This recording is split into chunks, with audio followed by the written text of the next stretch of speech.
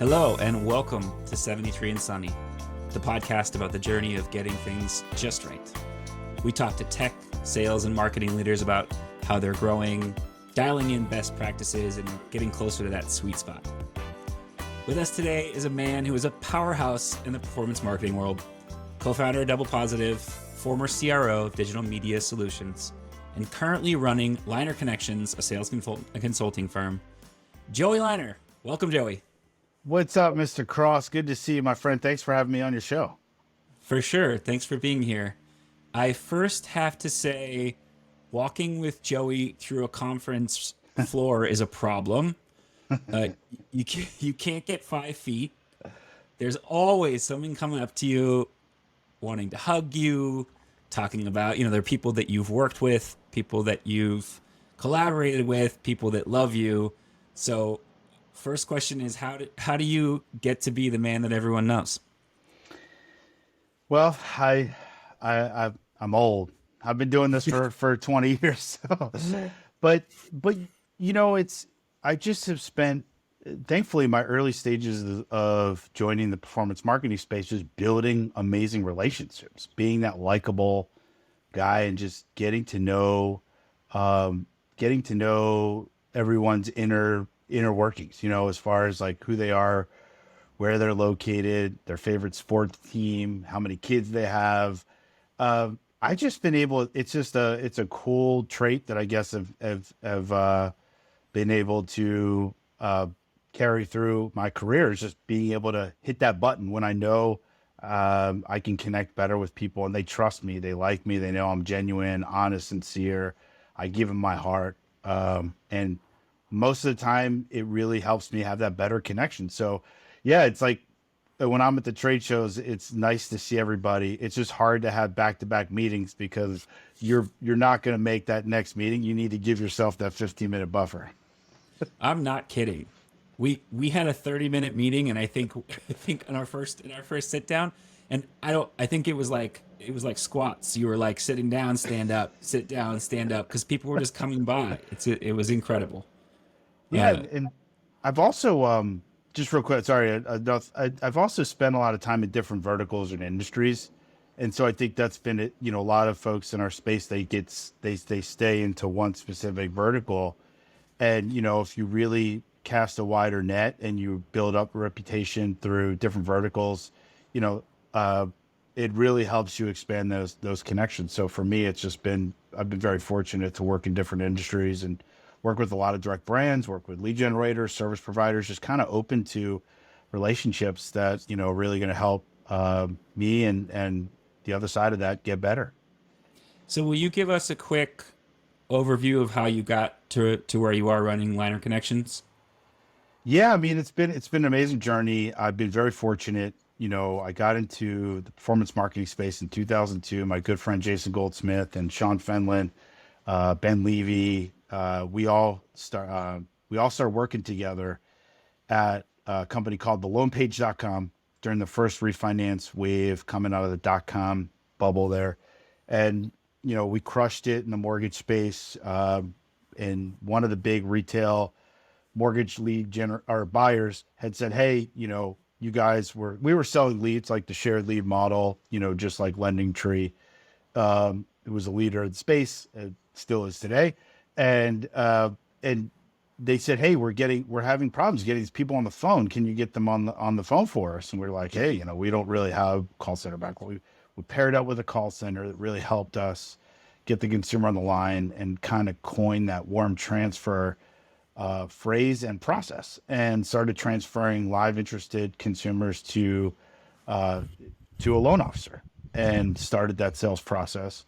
We then went on to build out Double Positive after the loan page, diversified into other industries after like the financial crisis. We got into insurance, home services, education was a big one for us. And then we sold Double Positive in 2016. I stayed on and worked for the private equity firm that bought the business, and then was approached by DMS going into 2019 after they had done a bunch of acquisitions. They were looking for chief revenue officer to help ignite the sales process, ignite the solution that the business was offering through multiple different products and services. And that was a great experience, for me to join a big company going from 100 million to 500 million in a couple years. We went public. And it just unfortunate some things didn't play out going public that we all wanted. And so 2022, halfway through last year, I'd worked it out with the management team that it was time for me to move on. And I always had wanted to go start. Um, I wouldn't say I always wanted to. Actually, I've always been a big part of a team, but I wanted to just give myself a chance to work by myself for a bit. And so it's been about a year and 4 months since I started Liner Connections, and I'm loving it. I'm really enjoying working with different companies, different verticals, different industries, and not just sticking to one specific thing. So, how are you feeling coming from working in all these these large organizations and part of big teams to just being in your house office and kids running in and out and dogs running in and out? What's You've seen that what firsthand, right? what Uh, what's the vibe? Are you liking it? I do, and I really value when I'm on a call with my clients, and if they're in their offices or working with their team, or I'm on a group call, I really value being present there with them because I'm an extension of, if they've hired me as, to work with them. I really value being part of that culture, that specific moment, in time where we're blocking off that hour, we're digging into what they're working on, what are their pain points. So I'm able to get that connection just different than specifically under the same roof every day with the same people. I have, a diversified group of clients and prospects that I'm talking to. So I really do value that connection when I'm outside of the one-to-one Zoom. Uh, and also, going to conferences is big for me. Getting out there.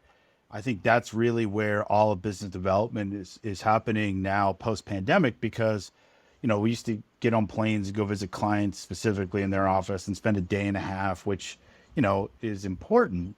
But I think you can get a lot more done now being, going and attending shows that you can see a lot more folks in person and really value that now knowing, that was blocked during the pandemic, but really being present now at shows is something that, I don't take for granted.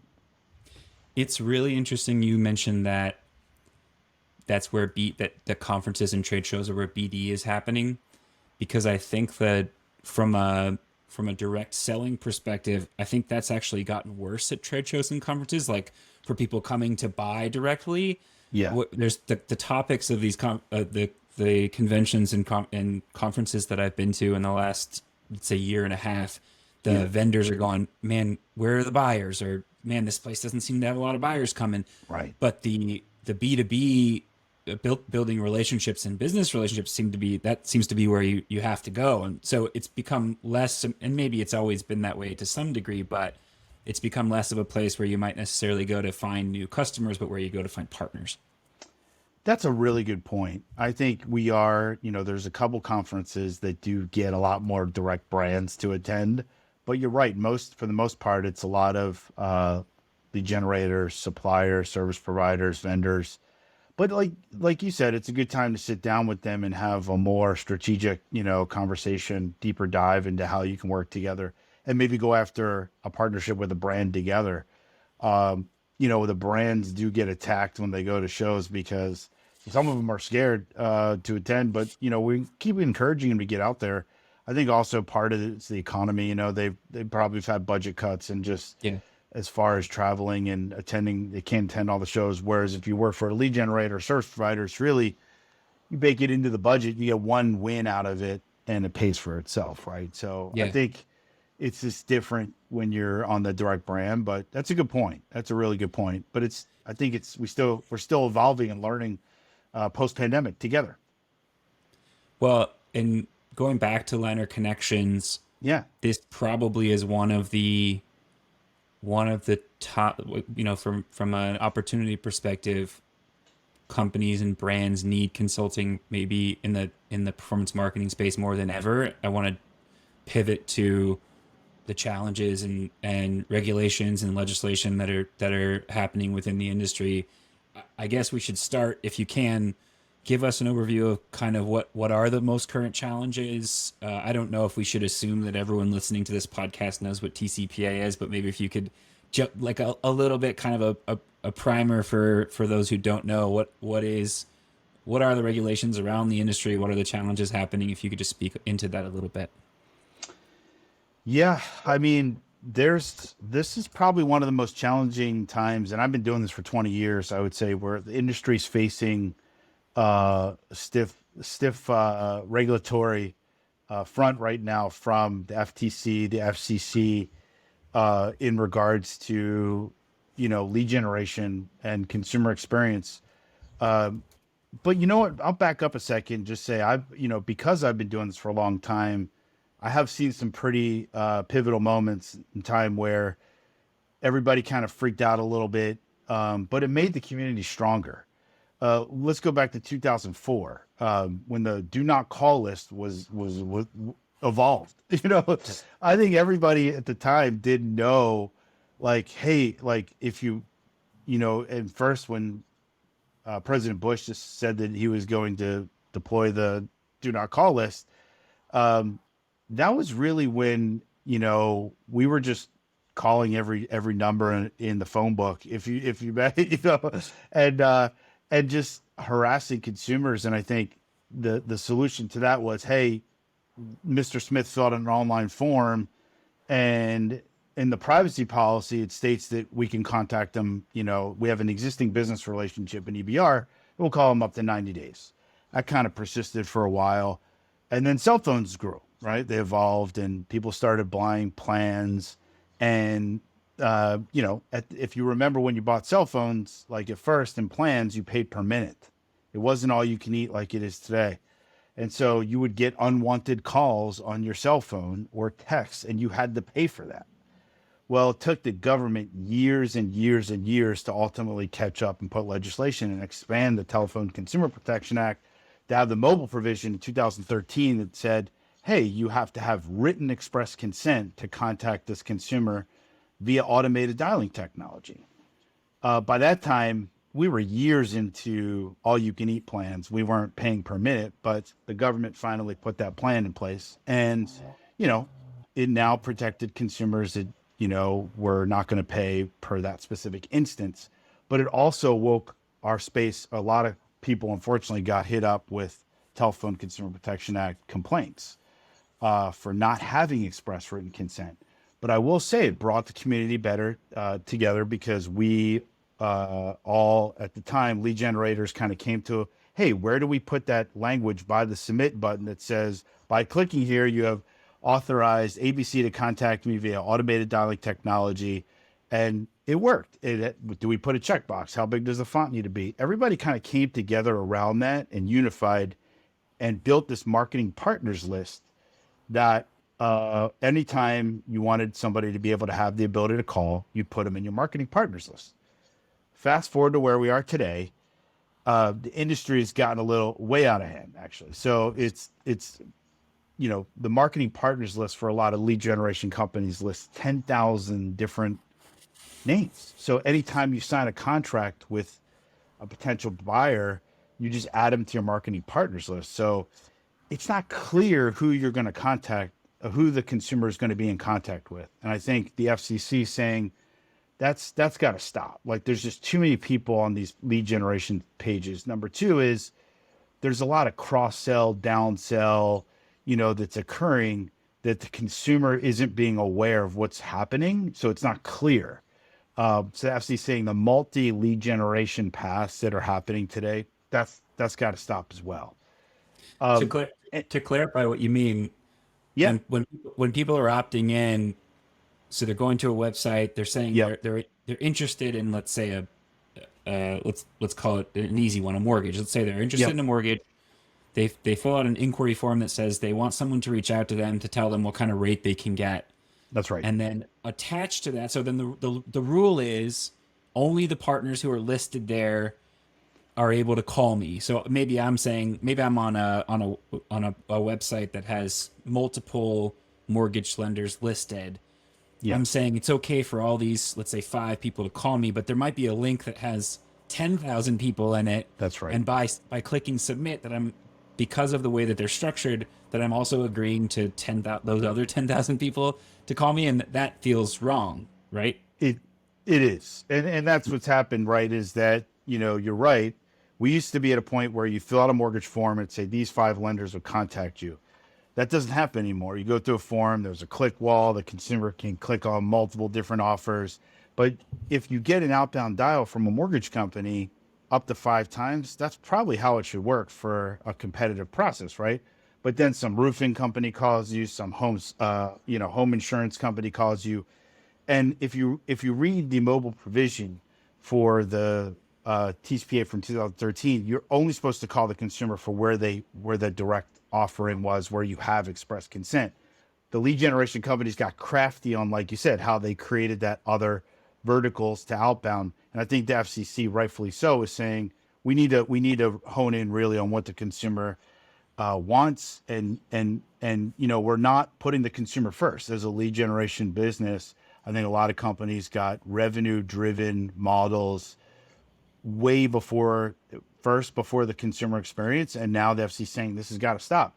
So the biggest issue that I think we're facing today as a community is the one-to-one consent doomsday model, which is the FCC saying we're going to take away lead generation agents, so you no longer can go to a different site and then say ABC will call you. You're going to have to go direct to that brand and get their consent. um, that's doomsday, which I don't think is going to happen because the consumer doesn't win. Consumer goes online because they want to comparison shop.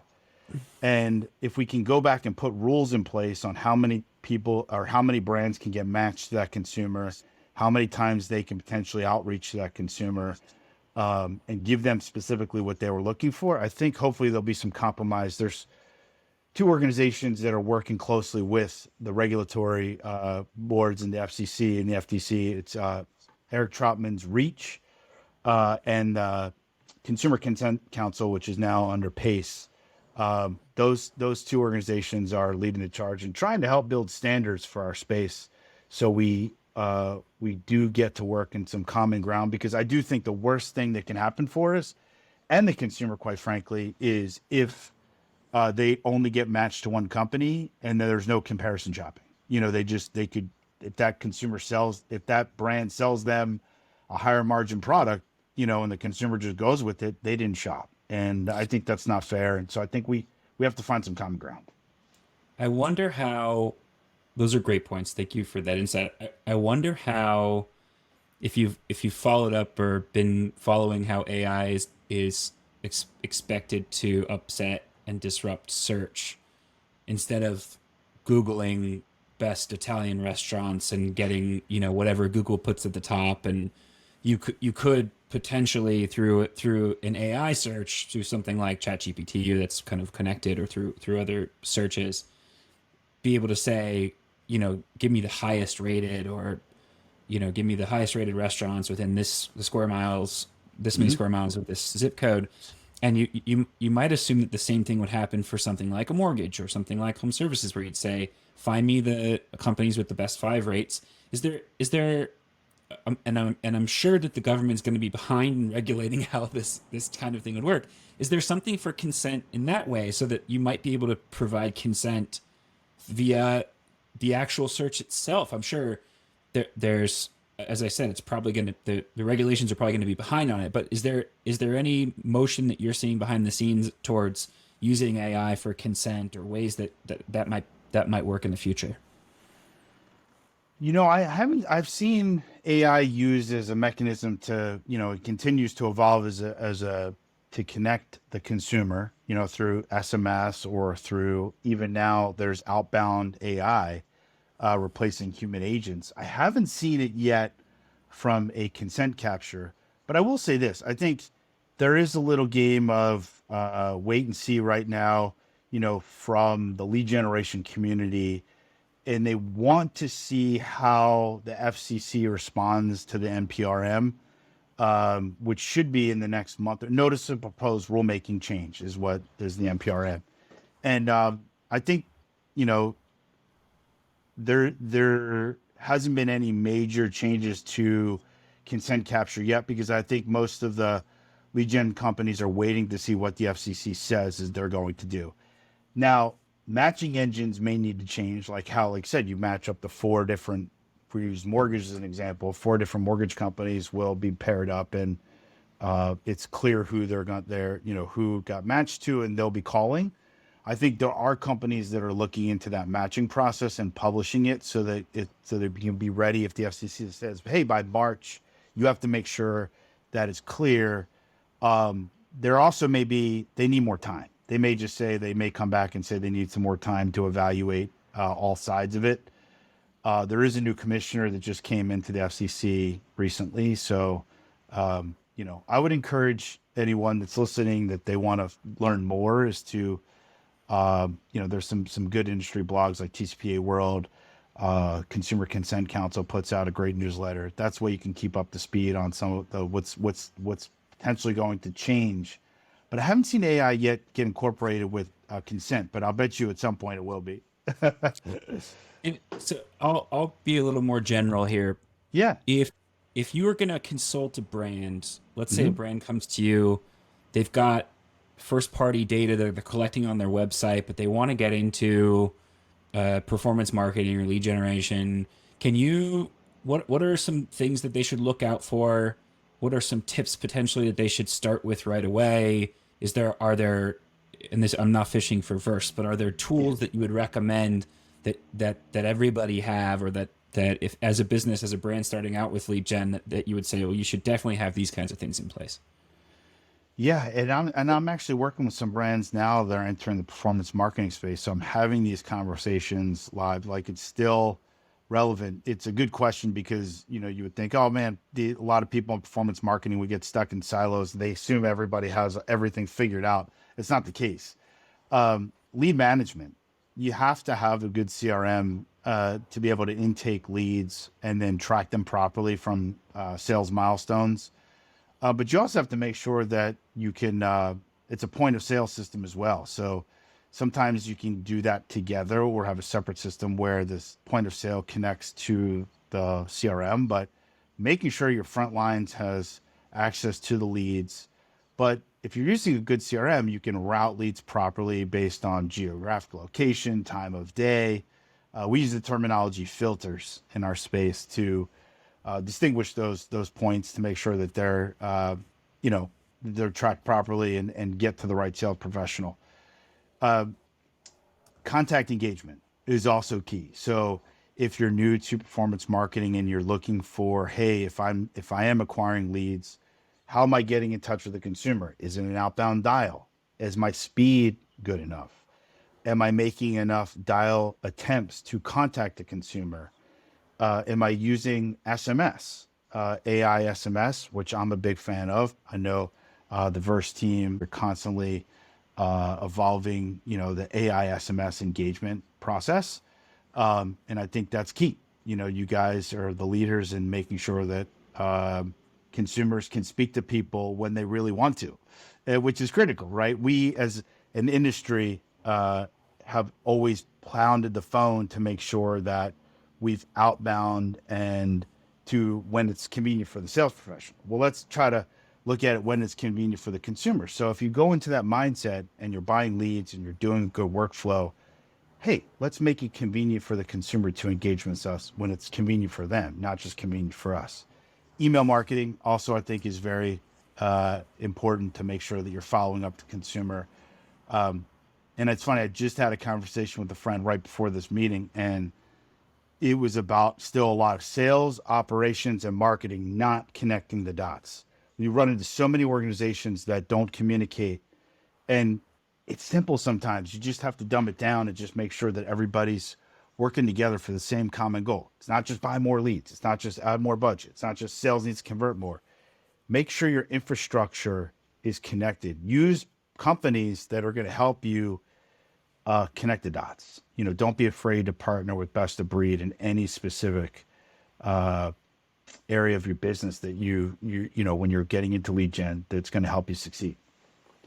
Yeah, it's such a huge point because we talk to, and you wouldn't be surprised because you're in it, but other people would be surprised because from the outside perspective, you always see large organizations, and exactly as you said, you think that they have everything figured out, and you go, well, they're big, so they must do everything kind of in a way that's way more sophisticated than we do, and they must have everything connected. And when you have conversations with the right people, you find out they go, well, we have this CRM and this POS system, and they don't really talk to each other. So we actually got this other, it's an appointment setting system. And you're like, oh, well, those talk to each other? No, no, no. We don't really have our appointment setting connected to our CRM, and it's not connected to the point of sale. So you're always surprised. And again, you're not always surprised, but you're always surprised that these organizations that are large and have paid a lot of money for these tools haven't put them into place the way that they should be put into place. And